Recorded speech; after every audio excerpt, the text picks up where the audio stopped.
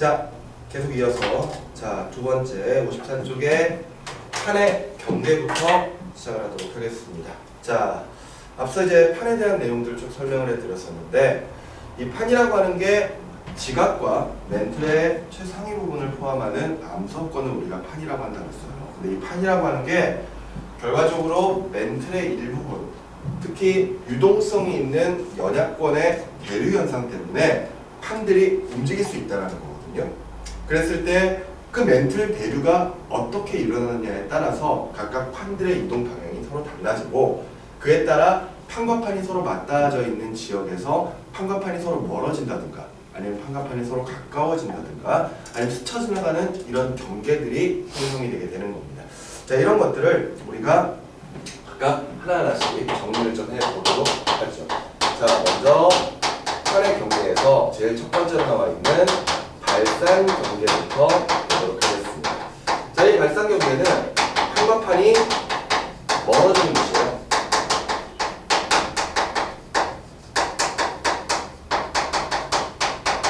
판과 판이 멀어지는 경계. 이때 멘틀 대류가 상층부, 그러니까 멘틀 대류가 위로 이렇게 솟구쳐 오르는 그런 부분에서 주로 이제 형성이 되게 됩니다.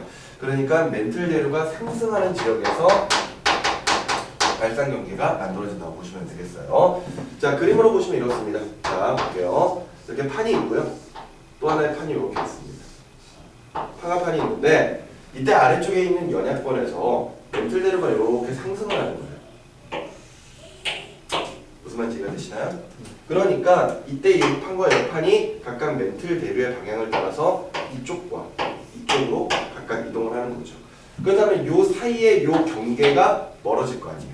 그지? 이게 결과적으로 발산 경계인 거야. 자, 설명을 보도록 하자. 자, 특징은 해양 지각이 생성되고 확장되는 곳이기도 하고요. 정상부의 장력에 의해 형성된 열곡이 발달한다라고 되어 있습니다. 자, 만일 이런 발산 경계가 바다 속에서 일어난다고 쳐보자고요. 그럼 보세요. 자, 이렇게 두 개의 판이 있는데 판과 판이 서로 반대 방향으로 움직입니다. 그러면은 이 사이가 뜯어질 거 아니야. 그러면은 뜯어지는 장소로 마그마가 이렇게 솟구쳐 올라올 거거든요. 바다 속이에요. 오케이? 바다 속에서 마그마가 이렇게 솟구쳐 올라오게 되면은 그 마그마에 의해서 거대한 산맥이 형성이 되겠죠? 맞나요? 그랬을 때 이 바다 속에서 만들어지는 거대한 산맥을 우리가 해령이라고 표현을 하는 겁니다. 근데 이게 그냥 만들어지고 끝나는 게 아니라 계속해서 판과 판은 멘틀 대류를 따라서 각각 서로 반대 방향으로 계속 움직이면서 요 사이에서 계속해서 마그마가 솟구쳐 올라오는 거예요. 그러니까 해령을 중심으로 해서 계속해서 새로운 해양 지각들이 만들어지기 시작을 하는 거죠. 앞서 우리가 판 구조론이 만들어지는 과정에서 나왔었던 해저 확장설이 바로 이런 내용들입니다. 그러면은 결과적으로 해령으로부터 멀어지면 멀어질수록 암석의 나이가 어떻게 될까요? 암석의 나이가 점차 많아지겠죠. 맞지? 그러니까 점점 가면 갈수록 예전에 만들어졌던 암석들이 더 멀리 가 있을 거 아니야. 그러니까 암석의 나이가 많아질 거고요. 오랜 시간에 걸쳐서 무언가 물질들이 쌓일 테니까 점점 퇴적물의 두께 자체도 점차 증가하기 시작을 할 겁니다. 오케이? 자, 이렇게 바닷속에서 만들어지는 거대한 산맥을 우리가 해령이라고 부른다고 기억하시면 되겠고요. 그리고 만일 대륙판과 대륙판이 서로 간에 멀어지는 발산 경계라면요. 해양 지각에 비해서 대륙 지각은 상당히 두껍잖아요. 그러니까 마그마가 좀 솟구쳐 올라오기 힘들거든요. 그래서 사이 부분이 뜯어져서 거대한 계곡처럼 보이는 열곡대라고 하는 것들이 형성이 되게 됩니다. 오케이? 네. 자, 발산 경계에서 우리가 살펴볼 수 있는 대표적인 지형이 바로 열곡대와 해령이에요. 특히 해령을 잘 기억을 좀 해두셨으면 좋겠습니다. 대표적으로 우리 지구에는요, 대서양 중앙해령 그리고 동태평양 해령 같은 이런 대표적인 해령들이 존재합니다. 자, 그랬을 때 이 발산 경계에서는 이런 식으로 해령이 만들어지는 과정에서 마그마가 솟구쳐 올라오는 거죠. 네. 그지? 그러니까 당연히 화산 활동이 있을 겁니다.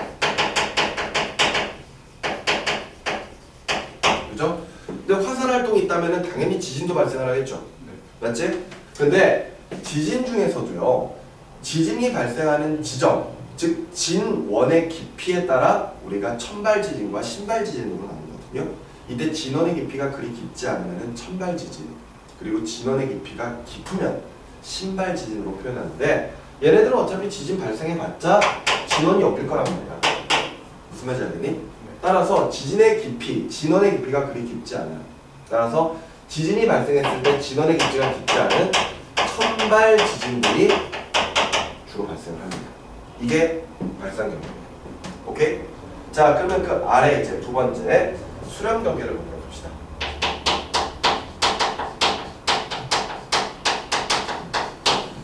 앞서 발산 경계가 판과 판이 멀어지는 경계였다면은 수렴 경계는 판과 판이 가까워지는 경계예요. 여기는 발산 경계랑 반대로 멘틀대로가 하강하는 지역, 그 지역에서 수렴 경계가 발생합니다. 그림으로 본다면 이런 거죠. 자, 판이 있고 후반에 판이 이렇게 있어요. 그런데 이때 아래쪽에 있는 멘틀이 이렇게 움직이는 경우. 그러면은 판과 판이 이렇게 움직이겠죠. 그죠? 그럼 오다 이제 쿵하고 충돌할 거란 말이야. 그게 바로 수렴 경계가 되는 겁니다. 됐습니까? 자, 근데 이제 수렴 경계의 대표적으로 섭입형과 충돌형 이제 두 가지를 보고 있는데, 자, 이걸 지우고 이걸 갑시다. 자, 두 가지요. 먼저 섭입형은 보통은 대륙판과 해양판의 충돌이 있었을 때, 대륙판과 해양판의 충돌이 있었을 때 일어나는 형태가 섭입형이라고 보시면 되겠습니다. 자, 아까 잠깐 설명을 했었는데 대륙판이 있고요, 해양판이 있습니다. 해양판이 있어요. 그런데 이때 서로 멘틀 대류에 의해서 얘네들이 서로 가까워진다고 합시다. 그래서 얘네들이 쿵 하고 충돌을 할 거야. 그런데 앞서 봤던 것처럼 대륙판과 해양판의 두께는 대륙판이 더 두껍지만 밀도 자체는 누가 더 크다? 해양판의 밀도가 더 크다 그랬죠? 그래서 얘네들이 쿵 하고 충돌하는 과정에서 무거운 해양판이 아래쪽으로 가라앉는 형태가 만들어지게 되거든요. 그러니까 대륙판이 이렇게 있으면은요, 해양판이 아래쪽으로 이렇게 쑥 들어가는 겁니다. 해양판. 오케이? 이렇게 쑥 들어가는 형태가 만들어질 때 이렇게 들어가는 형태를 우리가 섭입형이라고 표현을 하고 있는 거예요. 결과적으로 섭입형은 밀도 차이에 의해서 일어나는 것이고요. 앞서 우리 발산 경계가 이런 식으로 새로운 판들이 만들어지는 것, 즉 새로운 판의 생성이 있다면은, 새로운 판의 생성이 일어난다면은 수렴 경계에서 섭입형 같은 경우에는 해양판이 아래쪽으로 들어가면서 결과적으로 판의 소멸이 일어나는 장소예요. 오케이? 결과적으로 섭입형이라는 수렴 경계가 만들어질 수 있는 이유는 밀도차 때문입니다. 알겠습니까? 자, 그래서 보세요. 이렇게 해양판이 대륙판 아래로 이렇게 섭입해 들어가다 보니까 이런 섭입형에서 나타날 수 있는 대표적인 지형들이 뭐가 있느냐? 이게 바다 속에서 주로 일어나게 되겠죠. 그랬을 때 이 대륙판과 해양판의 요 충돌하는 요 경계 있죠. 여기에서 매우 깊은 골짜기가 생기거든요. 그랬을 때 바닷속에서 만들어진 이런 깊은 골짜기를 우리가 해구라고 표현을 합니다. 오케이? 그리고 이렇게 해양판이 대륙판 아래로 섭입해가는 과정에서 이 지역에서 마찰에 의해서 열이 발생을 하거든요. 따라서 이 지역의 지각들이 녹아요. 오케이? 그러면은 이런 녹은 마그마 같은 것들이 그냥 여기에 머물러 있기보다는 이쪽으로 솟구쳐가지고 화산을 만들어내거든요. 그래서 요 섭입형에서 또 자주 관찰할 수 있는 게 해구뿐만이 아니라 바로 화산섬입니다. 오케이? 그런데 판의 경계를 따라서 이렇게 화산섬들이 쭉 만들어지다 보니까 여러 개의 화산섬들이 호 모양을 띠고 있거든요. 휘어져서 만들어지는 거예요. 그래서 우리가 이렇게 만들어지는 화산섬들을 호상열도라고 표현을 합니다. 무슨 말인지 아시겠습니까? 이 대표적인 호상열도가 바로 일본이에요. 알겠니? 자, 우리나라 같은 경우에 그림을 좀 그려보면 우리나라가 이렇게 있고 일본이 이렇게 있잖아요. 맞죠? 그랬을 때 일본이 이렇게 만들어져 있는 게 결과적으로 이 지역이 판의 경계이기 때문입니다. 그러니까 이쪽으로 유라시아판이 이동을 하고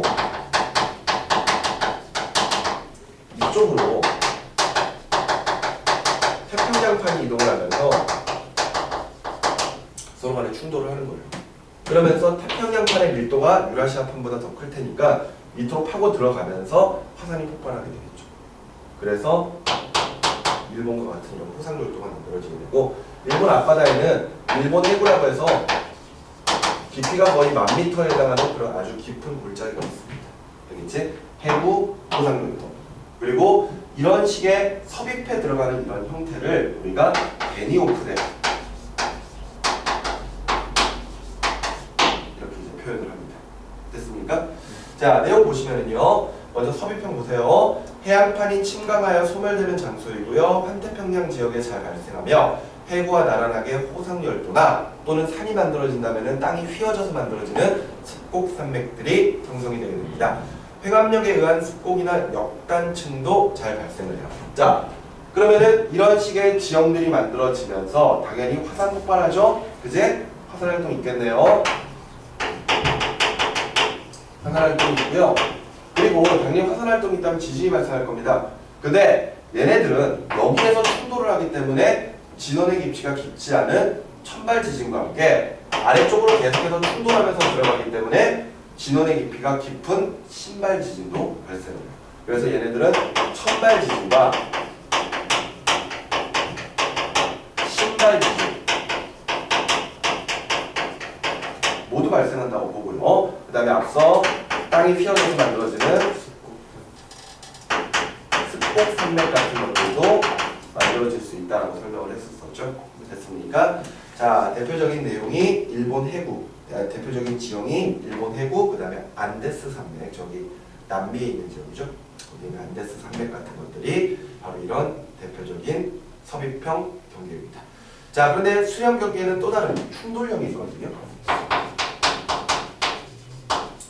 충돌형은 보통 밀도가 비슷한, 예를 들어서 대륙판과 대륙판에 충돌이 있는 경우가 주로 충돌형입니다. 그러면 얘네들은 충돌을 하게 되면 보세요. 예를 들어 둘 다 대륙판이라면은 얘네들이 쿵 하고 충돌할 거 아니에요.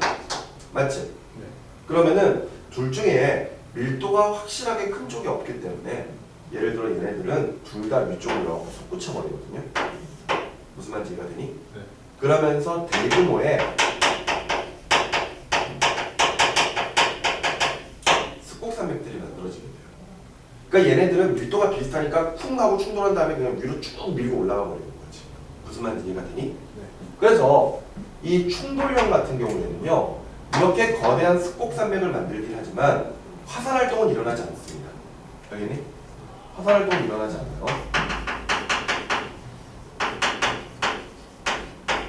화산 활동은 일어나지 않습니다. 그죠? 왜냐하면은 여기에 뭐 마그마가 있다고 하더라도 그 마그마가 위쪽으로 솟구치기에는 습곡산맥이 너무 높아요. 그러니까 두꺼운 거지. 그러니까 화산 활동은 일어나지 않습니다. 대신에 지진 발생해야 해요. 하겠죠. 그런데 여기에서 주로 이제 충돌을 하면서 지진이 발생하는 거니까 지진은 천발 지진들이 주로 발생을 합니다. 대표적인 지역이 바로 알프스 산맥, 히말라야 산맥이에요. 거기에 보면 인도판과 유라시아판 같은 것들이 충돌을 해서 바로 이런 알프스 산맥과 히말라야 산맥을 만드는 거거든요. 그랬을 때 그 알프스 히말라야 산맥 같은 경우가 지금도 매 년마다 조금씩 높이가 높아집니다. 그 이유가 충돌을 하면서 계속해서 밀고 올라가고 있기 때문에 그런 현상이 벌어진다고 보시면 되겠어요. 무슨 말인지 아시겠죠? 거의 화산 활동이 일어나지 않는다고 보시면 돼요. 이제 자, 그 다음에 마지막으로 보존 경계인데, 보존 경계는 판이 스치는 경계입니다.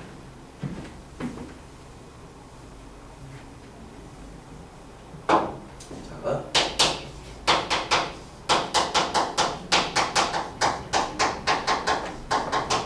판이 스쳐 지나가는 경계를 보정 경계라고 할 건데, 예를 들어 위에서 봤을 때 하나의 판이 이렇게 움직이고 있고 또 하나의 판이 이렇게 움직이고 있을 때, 알았니? 그랬을 때 요 사이가 보존 경계고요. 요때 요 경계를 우리가 변환 단층이라고 표현합니다. 자, 그럼 보세요. 두 판이 스쳐 지나가는 장소이고 해령의 직각으로 발달한다라고 되어 있죠. 이게 무슨 이야기냐면요. 우리 그림을 한번 볼까요? 위에서 봤을 때 만일 요 지역에 해령이 있고 여기에 해령이 있고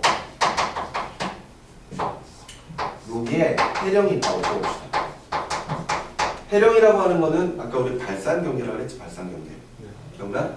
그럼 해령을 중심으로 각각 판들이 이렇게 움직이고 있거든. 오케이? 그랬을 때 이 보존 경계라고 하는 것은 판이 스쳐 지나가는 경계예요. 오케이? 서로 반대 방향으로 스쳐 지나가야 돼. 그러면 이 부분을 세 부분으로 나눠보죠. 하나, 둘, 셋. 그러면은 이 부분을 A, 이 부분을 B, 이 부분을 C라고 했을 때 A 부분은 서로 반대 방향으로 스쳐 지나가니? 아니지. 서로 같은 방향이지. 그럼 여기는 보존 경계가 아니야. C도 같은 방향이죠. 그럼 아니지. 하지만 B를 보면은 B는 위에 쪽이 오른쪽으로, 아래쪽이 왼쪽으로 움직이고 있으니까 이 지역에서는 보존 경계가 나타납니다. 무슨 말인지 이해가 되니? 그래서 해령의 수직으로 만들어진다. 이렇게 설명을 하는 겁니다. 여기서는 그냥 판이 스쳐 지나가기만 하기 때문에 화산 활동 같은 건 일어나지가 않고요. 대신에 스쳐 지나가면서 지진을 발생할 수 있어요. 근데 진원의 깊이가 그리 깊지 않을 테니까 여기서 발생하는 지진은 선발 지진들이 주로 발생을 할 거고요. 그리고 대표적인 지역으로 산 안드레아스 단층이 바로 대표적인 변환 단층이다. 이렇게 보시면 되겠습니다. 밑에 보면은 그림에 앞서 우리가 봤었던 이런 발산 경계, 수렴 경계, 그다음에 보존 경계, 그런 경계들이 대표적으로 어디에 있는지 쭉 나와 있는데 이거 그림을 좀 어느 정도 위치를 좀 알아두셔야 돼요. 아시겠죠? 일본은 일본은 수렴 경계죠. 일본 앞바다 수렴 경계고요. 그다음에 알프스 히말라야 산맥이 있는 곳도 역시 수렴 경계입니다. 그리고 미국의 아래쪽에 보면은 미국이 아니라 대서양 쪽에 보면은 발산 경계, 중앙 해령 있는데 발산 경계 나와 있고, 그다음에 남아메리카 판 앞쪽에 거기에 또 다시 수렴용 경계가 있죠. 그지? 그리고 그 앞쪽으로는 보존 경계가 있고, 그지? 이런 식의 위치들을 어느 정도 조금 암기를 좀 해두시기 바래요. 알겠죠? 자, 오른쪽으로 넘어가면은 자, 역시 몇 가지 자료들이 확인되어 있는데, 자, 먼저 변동대 분포가 나와 있네요. 그죠? 자, 변동대라고 하는 게 결과적으로 판의 경계 부분을 이야기를 합니다. 알겠니? 네. 자, 변동대는 주로 판의 경계를 따라 좁고 긴 띠 모양으로 분포를 하고 있고요. 변동대에는 해령, 해구, 호상열도, 스콥산맥, 변환단층 등의 지형이 분포를 하고 있습니다. 신생대 이전의 산맥은 주로 대서양 연안과 유라시아 대륙의 중앙부에 분포하며 오랜 기간에 걸쳐 풍화작용을 받아 지금 현재로서는 낮은 산맥으로 변화하는 상태입니다. 하지만 신생대 때 만들어진 산맥들은 주로 태평양 주변부랑 유라시아 대륙의 주변부에 분포하는데 지금 현재도 지각 활동이 매우 활발한 산맥들이고요. 오케이? 아까 얘기했었던 알프스 히말라야 산맥 같은 거, 그런 것들을 생각을 해주시면 되겠습니다. 됐나요? 자, 그 다음에 두 번째 자료 2에 해저 확장의 증거가 나오는데 해저 확장소로도 설명을 할 수가 있고 우리 아까 발산 경계로도 설명할 수가 있는 부분입니다. 그랬을 때 대서양 중앙해령에서 1번 위치, 2번 위치, 3번 위치에서 각각 시추를 할 거예요. 땅을 파볼 거야. 그랬을 때 그 시추 지점에서 볼 수 있는 이 퇴적층의 두께나 또는 현무암의 절대 연령을 비교를 해보는 거죠. 그랬을 때 해력으로부터 1번, 2번, 3번으로 갈수록 멀어지죠. 그랬더니 퇴적층의 두께도 두꺼워지는 것을 확인할 수가 있고요. 그 아래쪽에 포함되어 있는 현무암의 절대 연령도 점점 나이가 많아지는 것을 확인할 수가 있습니다. 해력으로부터 거리가 멀수록 암석의 나이가 많아지고요. 퇴적물의 두께도 두꺼워진다. 즉 해력을 중심으로 해저 지형이 양쪽으로 확장되어 간다라는 것을 우리가 그림으로 확인할 수가 있습니다. 이해되셨죠? 자, 계속해서 세 번째 우리나라 부근의 지각 변동인데요. 자, 이거 생각보다 굉장히 중요합니다. 우리나라 부근에 일본이라고 하는 호상열도가 존재합니다. 일본의 호상열도가 존재한다는 것은 결과적으로는 일본 앞바다에서 대륙판과 해양판이 서로 간에 충돌을 하고 있다는 거죠. 바로 요 지점일 겁니다. 알겠니? 우리나라 앞에는 세 개의 판이 만나거든요. 유라시아판, 여기가 이제 유라시아판이에요.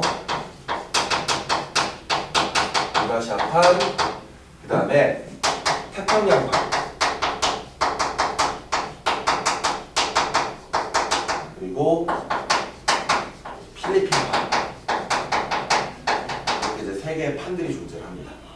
그런데 특히나 이제 유라시아판과 태평양판 이 두 가지를 좀 비교를 해보면은 서로 얘네들이 반대 방향으로 이렇게 움직이고 있기 때문에 일본 앞바다에서 충돌을 하게 되고 그 앞에서 일본 해구라고 하는 깊은 골짜기를 만들어내기 시작하는 거죠.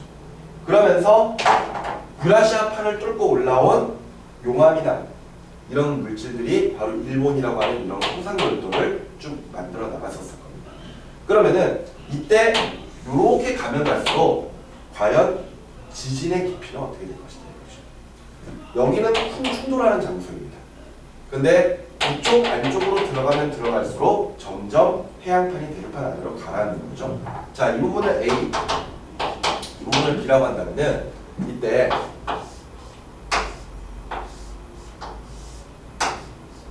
이렇게 표현할 수 있겠네요. 여기 부분을 A, 여기 부분을 B. 오케이? 그러니까 이렇게 가는 거지. 그러면은 A 장소 같은 경우에는 지진의 깊이가 이 정도. 하지만 B로 가고 갈수록 점점 진원의 깊이가 깊어지겠죠. 따라서 점점 천발지진에서 신발지진으로 바뀌어나간다라는 사실을 우리가 알 수가 있습니다. 오케이? 우리나라도 상당히 지진이 많이 발생하는 그런 장소들이에요. 그런데 일본처럼 그렇게 대규모의 지진들이 자주 발생하지 않지만 매년 지진 횟수는 계속해서 증가를 하고 있습니다. 그렇기 때문에 지진에 대한 대비도 어느 정도 필요하죠. 알겠나요? 자, 이렇게 해서 구강, 판 구조론과 지각 변동에 대한 내용들도 우리가 살펴보았습니다. 자, 거기에 있는 문제 역시 좀 풀어 놓으셔야 될 것 같아요. 아시겠죠? 자, 그러면은 넘어가서 페이지 58쪽의 10강 통화작용과 사태 부분을 보도록 하죠.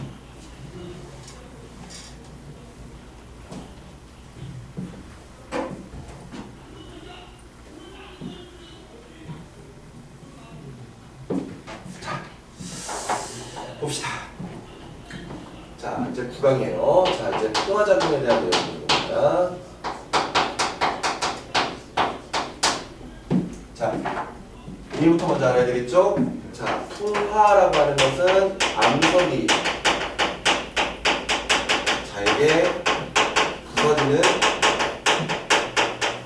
현상입니다. 이것을 풍화라고 표현을 하죠.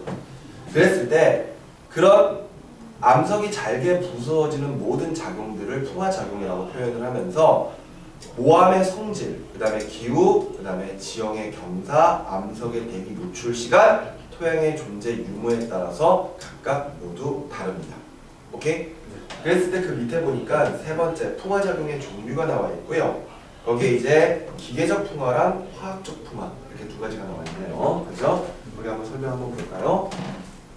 자, 먼저 기계적 풍화 같은 경우는요.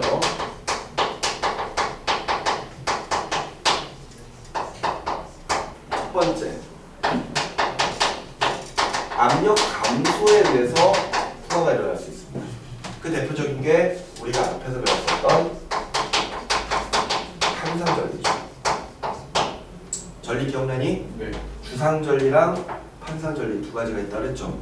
암석에 틈이 생기는 것인데 판상전리는 판 모양으로 수평하게 암석들이 깨져나가는 것을 우리가 판상전리라고 표현했습니다.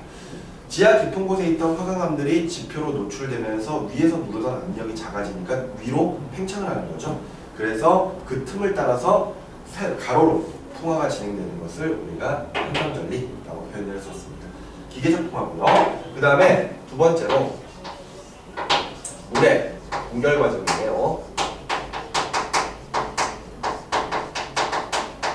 암석의 틈으로 물이 스며들어갑니다. 근데 그 지방의 기후, 날씨에 따라서 그 물이 얼었다 녹았다를 반복하게 되면은 물이 얼고 녹으면서 부피가 계속 달라지기 때문에 암석의 틈을 점점 넓히게 돼요. 그러니 그 과정에서 암석이 쪼개지는 과정이 일어났을 때 그것도 역시 기계적 풍화라고 표현을 하고 있는 겁니다. 오케이? 자, 이렇게 해서 기계적 풍화 보셨고요. 그 밑에 보시면은 화학적 풍화가 나와 있네요.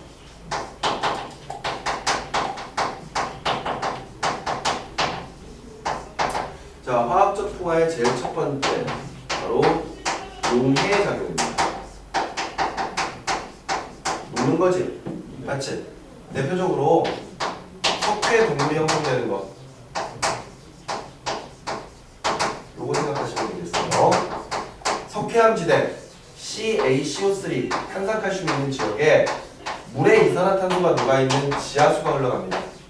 오케이? 네. 그랬을 때 그 탄산칼슘이 녹아서 칼슘 이온과 두 개의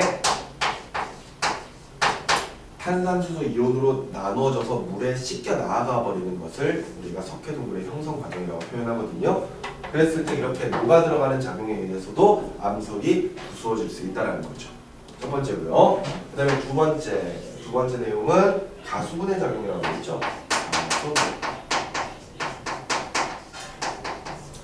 근데 이 가수분해라고 하는 건 내용이 조금 어렵습니다. 가수분해 같은 경우에는 수소 또는 수산화 이온이 광물을 구성하고 있는 이온과 치환작용을 하는 것이다 라고 되어 있는데 쉽게 말해서 가수분해, 물을 더해서 분해를 시키는 거야. 그러니까 내부에 물의 구조를 만들어내면서, 그러니까 물의 구조 같은 것들을 만들어내거나 아니면 그런 걸 빼면서 분해를 일으키는 것을 가수분해라고 하거든요. 그랬을 때 거기 대표적인 예를 보면은 정장석이 가수분해를 받으면은 고령토가 되고 그 고령토가 더 풍화작용이 더 진행되면은 보크사이트로 바뀔 수가 있다라고 되어 있거든요. 거기 밑에 있는 식을 보면은 좀 복잡하죠.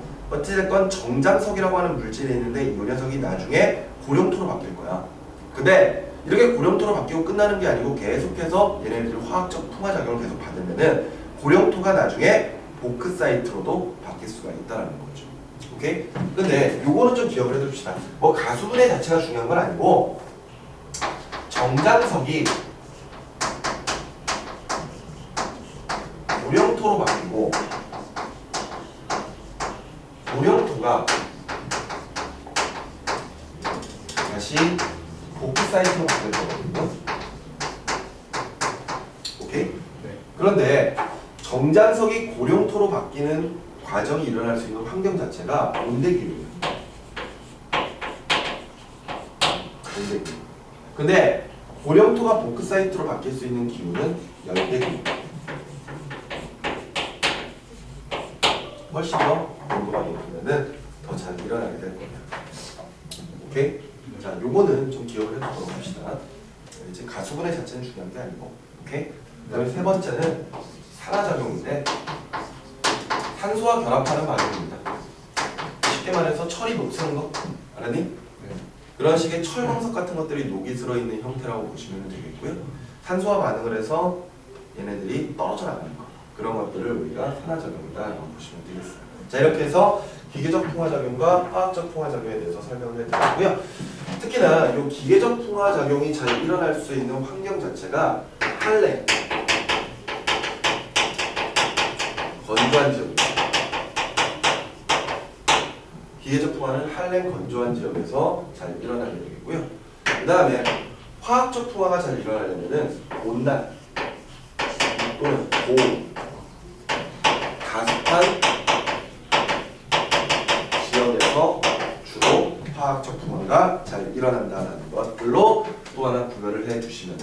되겠어요. 됐죠? 네. 자, 좋습니다.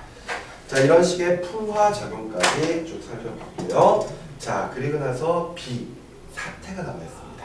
사태, 산사태 들어갔죠. 네. 사태라고 하는 것은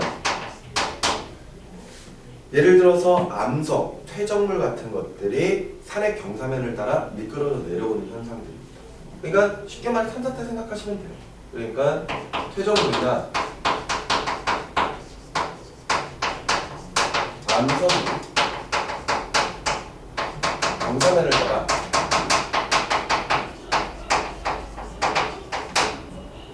미끄러져 내려가는 거죠. 요걸 이제 우리가 사태라고 표현을 할 겁니다.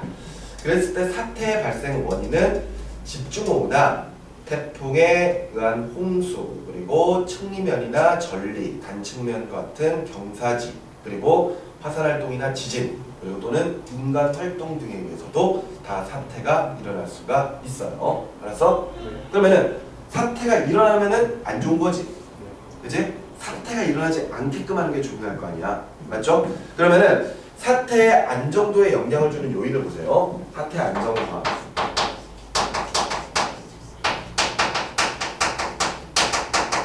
안정성. 오케이? 네.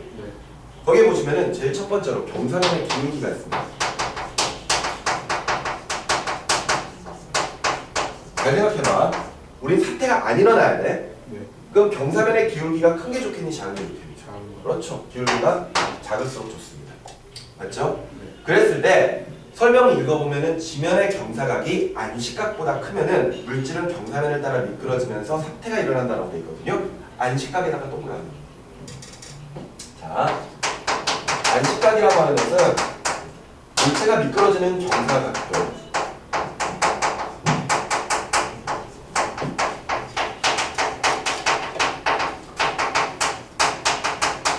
예를 들어서 이렇게 널빤지 같은 데다가 물건 하나 이렇게 올려놓고 널빤지 이렇게 서서히 기울이다 보면 어느 순간에 널빤지에서 물건이 딱 미끄러져 내려가기 시작을 할 거 아니야. 맞지? 그래서 딱 움직이기 시작하는 그 최대 각도를 우리가 안식각이라고 표현하는 거야. 근데 그 안식각이라고 하는 게 그 물질의 종류나 그 수분의 함량 같은 거에 따라서 다 정해져 있거든요. 그러니까 경사면의 기울기가 작다라는 것은 결과적으로 경사면의 각도가 안식각보다 작아야지만 미끄러진다는 거죠. 무슨 이해가 됩니까? 네. 자, 계속해서 두 번째, 물의 함량이에요. 물의 함량. 물이 많으면 많을수록 틈새로 물이 들어가고 그 사이에서 마찰력이 줄어들게 되거든요. 따라서 안정성 여부를 따지려면은 물의 함량도 적으면 좋습니다. 물이 적을수록 잘 안 미끄러져요. 알았니? 자, 그리고 사면 구성 물질의 성질이 나와 있는데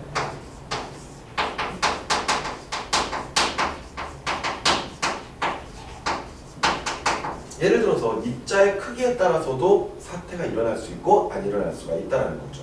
예를 들어 모래냐, 자갈이냐, 진흙이냐 이런 것들에 따라서도 똑같은 경사각이라고 하더라도 누구는 미끄러져 내려가고 누구는 안 미끄러져 내려가고 이런 식의 모습들을 나타내겠죠. 오케이? 네. 자, 어쨌든 이렇게 사태라고 하는 것들이 존재하는데 그 사태에 대한 것들 옆에 내용 자료를 보면서 다시 한번 좀 정리하도록 하겠습니다. 자, 오른쪽 59쪽으로 넘어가시면요. 먼저 자료 1번에 풍화작용과 지형 나와 있죠. 그지? 자, 대표적인 지형들인데 첫 번째 박리작용이 있습니다. 여기 나와 있는 거 다 중요해요. 알았니? 자, 박리작용. 지하 깊은 곳에서 형성된 암석이 지표로 노출되면 압력이 감소하여 암석 내부 압력과 외부 압력의 차이가 생기게 되고요. 이 과정에서 암석이 팽창하여 균열이 일어나면서 양파 껍질 벗겨지는 것처럼 판이 떨어져 나가버립니다. 그러는 과정을 우리가 박리작용이라고 하고요.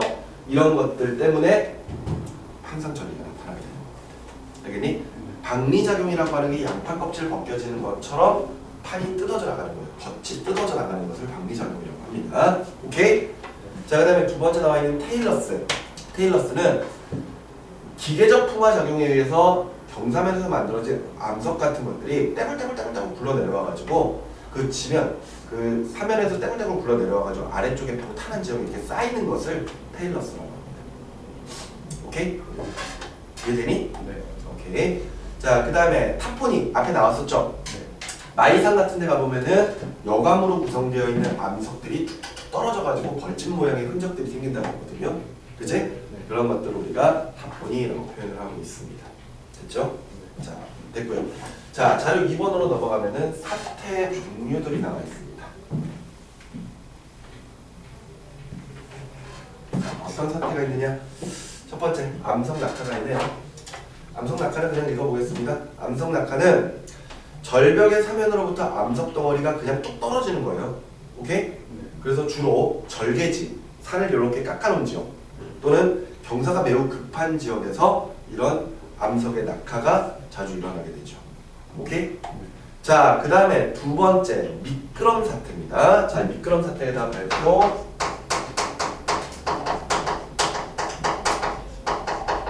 미끄럼 사태에 대한 발표 치셨습니다. 설명 읽어보세요.